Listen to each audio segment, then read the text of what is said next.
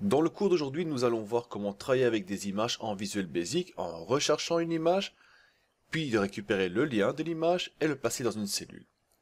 Ce n'est pas tout, car nous allons aussi voir comment afficher l'image du lien.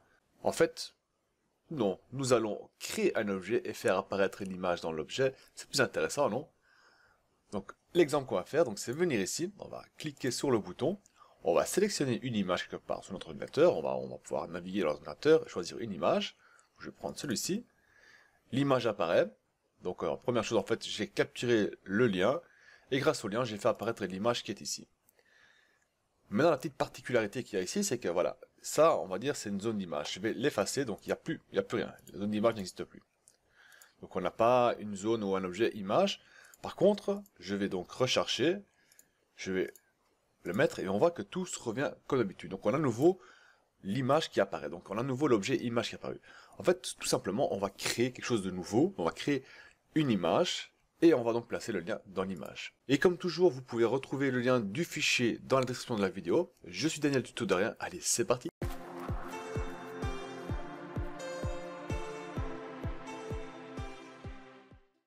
Alors avant de commencer, nous allons créer donc un nouveau module. On va sur notre éditeur de code ici. On va créer un module ici, je l'ai créé, c'est le module que j'ai nommé donc image, où on va donc placer toutes les procédures pour faire rechercher l'image et par la suite faire apparaître l'image. Et on va donc créer une nouvelle subroutine, donc une procédure qui est nommée donc on va nommer image search, on va dire recherche d'image. Et nous allons donc créer donc une variable objet du type objet. Donc on va faire un dim qui s'appelle donc image file. Là on va devoir récupérer donc le fichier même, donc le file même de notre image. Donc on va à ce file dialogue, voilà. Et on va tout de suite le programmer. Donc on va faire donc cette image file est égal à application. Hop, ça qui est. Par contre, je dois mettre est égal. Donc est égal à. Alors on avait dit application. Point. Alors on dit file dialogue. File dialogue, il est là. On l'ouvre et on va dire quel type de file dialogue on veut. On va prendre donc le MSO file. Donc ici, lequel c'est? Voilà, c'est le premier, donc le MSO file dialogue file picker. Ce qui va nous permettre donc d'ouvrir donc le navigateur de fichiers en fait, aller rechercher notre fichier et donc récupérer ce qu'on a besoin de récupérer. Donc on va prendre celui-là, on ferme, on fait entrer. Donc désormais ceci c'est programmé. Désormais on va donc faire 8 image file. Donc avec cette application, qu'est-ce qu'on va faire? Bah, tout simplement on va dire un titre, on va afficher un titre, donc title est égal à, on va sélectionner une image, voilà le titre qu'on va placer. On va donc dire un filtre, parce qu'on veut filtrer bien sûr, add, et on va dire toutes les images, voilà. Et pour finir, on va donc sélectionner le type d'image. Donc on va placer un filtre des images. Le filtre que je vais passer, simplement on dit étoile pour dire tout ce qui est avec une extension .jpg, virgule, puis on va dire étoile tout ce qui termine par jpeg, comme ceci. Et je vais fermer. Je vais simplement mettre deux conditions. On peut mettre plus bien sûr. On peut dire qu'on veut aussi avoir tout ce qui contient un GIF par exemple. On peut dire qu'on veut tout ce qui contient un PNG. Hein, soit on a le choix. Mais je sais que mes images c'est soit des JPG ou des JPEG. Donc ça je vais simplement utiliser. Par contre, hop, je dois mettre une position 1 obligatoirement. Et désormais, donc on va faire un petit test. On va dire que si on sélectionne rien, eh bien, on va devoir quitter le tout en fait, hein, car sinon on va avoir un message d'erreur, quelque chose que je voudrais donc éviter. Donc je fais if show, donc application file dialogue, show n'est pas -1, then, ce qu'on va faire, on va aller dans go to vide and if go to vide comme ça, and if. Et on va déjà paramétrer donc le vide. Donc vide sera rien du tout, on va aussi rien afficher. Et qu'est-ce qu'on peut encore faire? Ah oui, une fois qu'on a donc sélectionné donc notre image, on va récupérer donc le fichier main, donc le lien de l'image et le placer dans la cellule H5.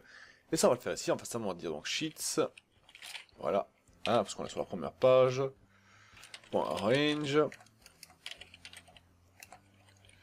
H5 on avait dit, est égal à point selection, item 1.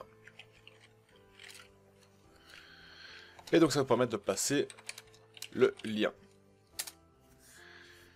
Et on va faire le end 8 bien sûr, donc on termine le 8, end 8, voilà, on va mettre une ligne en plus. Oui, je suis au courant, j'ai fait une bêtise ici, car c'est end 8, voilà, voilà. Et on va voir si cela fonctionne, hein. Donc je vais lancer le code, ah, on a donc l'explorateur d'image qui est apparu. Donc ça on l'a fait avec l'application File Dialog MSO, File Dialog File Picker. Et on peut donc voir en bas, donc on a placé donc le filtre, donc toutes les images on a marqué, et les deux types, donc JPG et JPEG, donc ils sont bien, ceux-là c'est tous des types JPG, JPEG.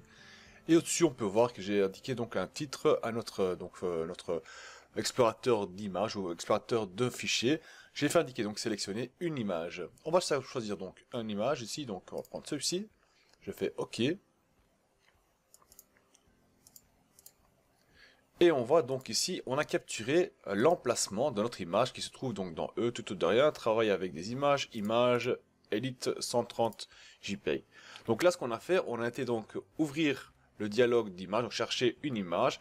On a sélectionné une image, on l'a fait placer donc uniquement le lien de notre image dans notre zone, dans notre cellule qui se trouve ici, dans H5.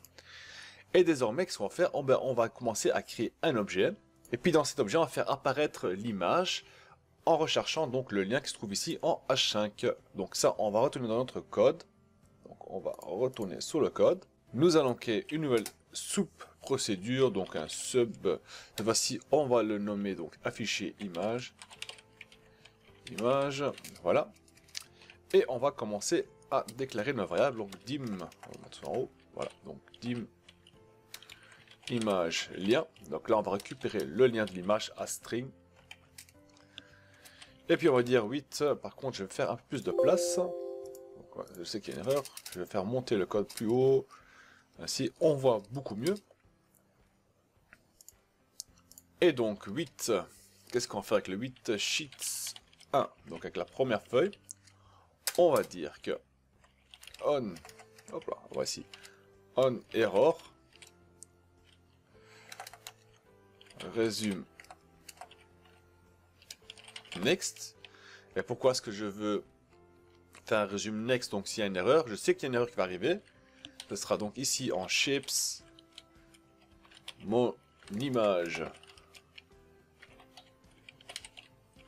point delete. Et je vais vous expliquer ce qu'on va faire ici. Donc je vais faire un end 8 et un peu vous expliquer ce qui s'est passé. Donc là, si je vais lancer le code, il n'y a rien qui se passe. Il n'y a pas de souci. Par contre, je vais mettre ça en commentaire. Je vais lancer le code. Qu'est-ce qui va passer? J'ai un message d'erreur qui va apparaître. Pourquoi est-ce qu'on va avoir ce message d'erreur? Tout simplement, donc je vais faire fin. Tout simplement parce qu'on va essayer d'effacer donc une forme qui s'appelle mon image. On va essayer de l'effacer. Peur, c'est delete. Voilà, comme ceci. On va relancer. On a toujours le message d'erreur. Et pourquoi est-ce qu'on va avoir ce message d'erreur? Tout simplement, on veut effacer quelque chose qui n'existe pas. Et quand on veut effacer quelque chose qui n'existe pas, Microsoft Excel nous envoie une erreur en disant « tu fais quelque chose qu'on ne sait pas faire ». Donc, je t'envoie une erreur. Vu qu'on sait que cela va arriver, vu qu'on sait qu'on va effacer quelque chose qui n'existe pas, on a placé donc on error resume next, ça veut dire qu'on va éviter cette erreur-là si elle se passe. Et voilà donc la raison pourquoi on a fait cela. Mais maintenant, j'aimerais bien que si je fais une erreur ailleurs dans mon code, je veux être averti. Donc je sais que cette erreur-ci va arriver parce que je vais effacer quelque chose qui n'existe pas. Par contre, tout le reste qui se passe dans mon code, je veux pouvoir voir s'il y a une erreur oui ou non. Pour cela, donc on va venir en dessous et on va donc placer un on error go to 0. Avec un espace entre, ça pas mal aussi. Hop là, allez. Go to 0, voilà, comme ça.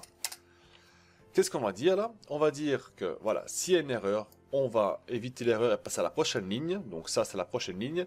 Et en erreur go to 0, ça veut dire qu'on va réinitialiser tous les erreurs. Donc tout ce qui va se passer maintenant en dessous, si je fais une bêtise, eh ben, il va l'appliquer. Un exemple, je vais marquer maintenant ici shapes.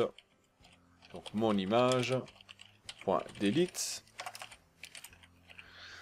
Là, ce qui va se passer, si je lance, il va me donner une erreur. Par contre, si je n'avais pas mis le go on to error 0, hop, je appuie sur lancer le code, il n'y a rien qui se passe, tout fonctionne parfaitement. Donc, il faut retenir ici, on va dire que s'il y a une erreur, passe à la prochaine ligne. Donc là, on va le faire pour cette partie-là. Et désormais, on sait que si il y a une erreur par la suite, j'ai besoin de faire afficher une erreur. Donc on fait on error go to 0, c'est-à-dire qu'on va annuler le traitement d'erreur en fait qui est resume next. Donc on va continuer notre code.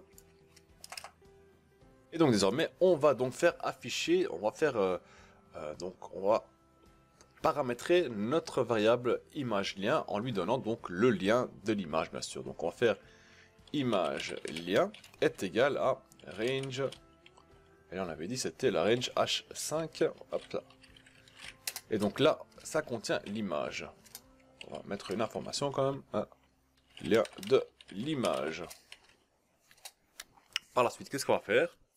On a le lien de l'image, ben maintenant on va contrôler si le lien de l'image il est vide, oui ou non. Si il est vide, ben on sort de la procédure, ça sert à rien, on va rien faire afficher, on ne va pas aller plus loin. Par contre, si le lien de l'image n'est pas vide, eh ben là on peut continuer. Donc on va faire une condition if image lien est égal à empty. Donc si il est vide, qu'est-ce qu'on va faire? Eh bien tout simplement exit sub. Avec ça, on va sortir de la procédure. Et c'est tout. Donc end if. Alors, on va continuer. Désormais, donc on va créer notre image. Et on va donc créer aussi, pas seulement créer notre image, on va créer une nouvelle 8 de cette fois-ci pictures. Insert image lien. Voilà. Avec un U, ce sera pas mal. Pictures. Donc là, avec, on a donc dit donc 8 picture insert image. Donc on a pris donc le nom, donc feuille 1.pictures image. Et on va donc attribuer quelques attributs à notre image qu'on vient de créer. Donc ici en fait ce qu'on a fait, on a donc créé vraiment l'image. Donc je vais fermer ceci, je vais faire un end 8 et on va lancer le code. Et on voit donc l'image est apparue ici. Donc elle se trouvait dans la cellule ici. Donc si je me positionne dans la cellule B10 et je vais lancer le code, ce sera plus facile à voir. On voit l'image, elle est créée, elle est là l'image. Donc on a créé donc une image ici. Donc ça, on est en train de taper le code pour créer l'image. Mais c'est pas tout. Car ce qu'on va dire quoi? On va dire qu'on va créer l'image. Hop là, je descends, voilà. Donc on crée l'image. Et dans l'image qu'on va créer, on va donc le programmer un peu. On va travailler sur sa taille et on va lui donner un nom. On va commencer par placer le nom. On va faire que point name, donc on va lui donner un nom. On va le nommer donc mon image.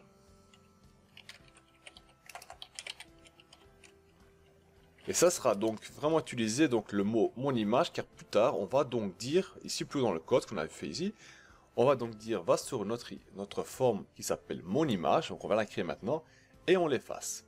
Donc voilà à quoi ça sert. Puis qu'est-ce qu'on va faire? On va donc dire que je veux que la taille de mon image, donc quoi qu'il arrive, donc je veux que la taille, je veux pas qu'elle soit plus long comme ça ou plus haut, non, je veux une taille. L'aspect ratio de mon image, je veux qu'elle reste la même. Je veux pas qu'elle soit plus long ou plus large. Je veux qu'elle garde identiquement la même aspect ratio. Et ça, on fait simplement, on indique donc lock aspect ratio est égal à MSO true. Et là, on a donc bloqué l'aspect ratio de notre image. Puis, on va travailler, on va mettre une information sur la taille de l'image. On va lui donc donner une taille de départ. On va dire que je veux une hauteur est égale à 179 et je veux donc une largeur donc de 8 de 179 aussi. Et donc on peut descendre le end 8. Voilà.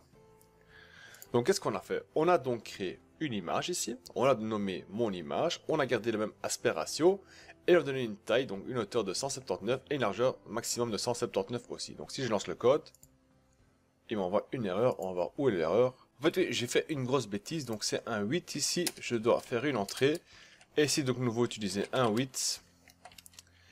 Et le 8, c'est ce que j'ai utilisé, c'est le shape range. Oui, je sais, j'ai fait une bêtise là. Hop, ça. On vient ici, on le rentre. On fait un end width. C'est ce qui devient un peu embêtant quand on a plusieurs 8 imbriqués l'un dans l'autre. On ne sait plus trop ce qu'on doit faire, on est un peu perdu. Donc là, il faut vraiment garder bien à l'œil ce qu'on fait. Et là, si je vais lancer le code, tout se lance parfaitement. Donc là, j'en ai deux. Quelque chose que je ne voulais pas, bien sûr. Donc on va recommencer. J'en ai plus qu'un seul, c'est parfait.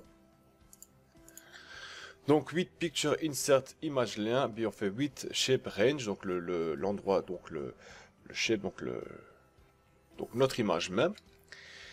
Et donc désormais on va créer encore un autre 8 bien sûr juste en dessous. Qui va donc dire la shape, donc on va cette définir l'emplacement de notre image. Donc je vais dire que 8.shapes. Et on va donc dire mon image, parce que c'est l'objet, donc mon image qu'on veut manipuler. Qu'est-ce qu'on va faire avec ça? On va faire quoi? On va dire que left est égal à sheet 1.range, et elle se trouve où ici? C'est le H6 qui va la placer. Donc on va dire range h6.left. On va faire directement le end 8, si je n'oublie pas. Et on va voir ce qui va se passer quand je vais lancer le code. Donc je vais lancer le code et automatiquement on va voir que l'image, elle va se créer, mais elle va se positionner ici en H6 à la gauche. Donc elle va être ici dans la colonne de la colonne H en fait. Donc je vais me positionner ici, on va lancer et on va voir ce qui se passe. Donc je vais reculer un peu le tout. Et je vais lancer le code et hop, on voit qu'elle s'est positionnée dans la colonne du H. Mais on voit qu'il est un peu trop bas. Donc je veux vraiment qu'il se positionne plus haut, sur la 6e ligne on avait dit. Donc ici, je veux qu'elle se positionne au-dessus de la 6e ligne. Pour cela, on va faire identique la même chose. Donc on va prendre ce code là, on va le copier. On va le coller. Et on va changer donc le left en top. Et la fin aussi en top, bien sûr. Top. Désormais, on va voir ce qui va se passer. Si on lance le code, on voit qu'il s'est positionné dedans. Maintenant, j'ai un petit souci, car, comme on peut voir, donc l'image n'est pas vraiment à la bonne place. Donc, j'aimerais bien l'avoir plus centré au milieu et l'avoir un peu plus haut aussi. Donc, comment est-ce qu'on va faire ça? On va donc ajouter donc une nouvelle méthode à notre shape, donc à notre forme. On va dire que c'est increment left, donc on va la faire bouger à gauche. Et c'est quoi? Ben, on va dire qu'on va la faire bouger à gauche de moins 20. En fait, ce qu'on va faire en disant en 20 plutôt, ce qu'on va faire en marquant 20, c'est qu'on va la faire bouger à droite. Vous allez voir, je vais lancer le code et on va voir que l'image, elle a bougé. Vous voyez, elle a bougé vers la droite. Donc, quand on dit increment left, ça veut dire qu'on va ajouter à la bordure, donc entre le départ de la gauche et l'image, on va ajouter 20. Si j'ai fait 40, elle va aller beaucoup plus loin. Donc je fais 40, hop, elle va beaucoup plus loin.